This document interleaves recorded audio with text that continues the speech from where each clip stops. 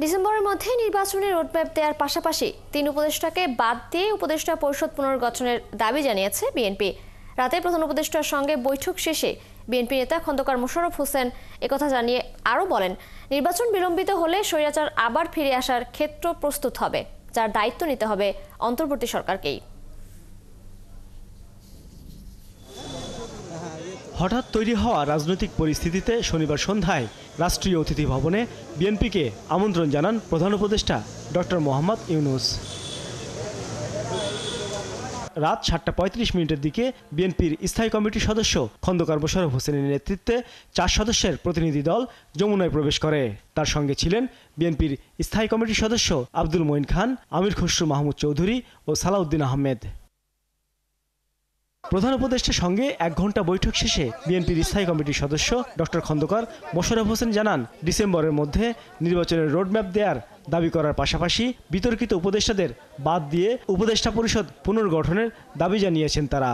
সুষ্ঠু, নিরপেক্ষ ও অবাধ নির্বাচন অনুষ্ঠানের উদ্দেশ্যে সরকারের নিরপেক্ষতা বজায় রাখার স্বার্থে বিতর্কিত উপদেষ্টাদের বাদ দিয়ে উপদেষ্টা পরিষদ পুনর্গঠনের জন্য আমরা দাবি জানিয়েছি। এ সময় তার সঙ্গে থাকা দলের স্থায়ী কমিটির আরেক সদস্য মঈন খান বলেন, নির্বাচনের রোডম্যাপের ঘোষণা দেওয়া হলেই দেশে শান্তি শৃঙ্খলা ফিরে আসবে।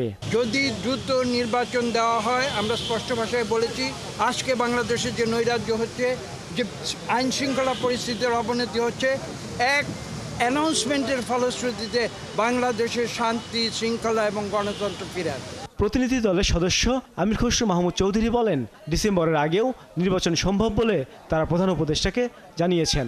ওনারা একমত হয়েছে, সংস্কার যেখানে ঐক্যমতের ভিত্তিতে হওয়ার কথা তার ভিত্তিতে সংস্কার কাজ সম্পন্ন হবে এবং সেই কাজ অতি সহসা সম্পন্ন করা সম্ভব।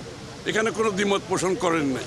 বিচার ব্যবস্থা বিচার বিভাগ করবে এবং বিচারের আওতায় আনার ব্যাপারে যে আলোচনা হয়েছে এখানে ওনাদের কোনো দ্বিমত নাই। সুতরাং ডিসেম্বরের আগেও নির্বাচন করা সম্ভব, এই আলোচনা হয়েছে এখানে। নিরাপত্তা উপদেষ্টা এবং আর 2 জন ছাত্র উপদেষ্টা যাদের কারণে এই সরকারের নিরপেক্ষতা ক্ষুণ্ণ হচ্ছে, তাদেরকে বাদ দেওয়ার জন্য আমরা আজকেও লিখিত বক্তব্য আমরা দিয়েছি।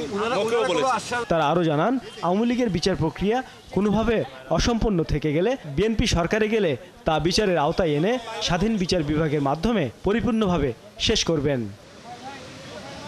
সাজিদ সরকার, 71, ঢাকা।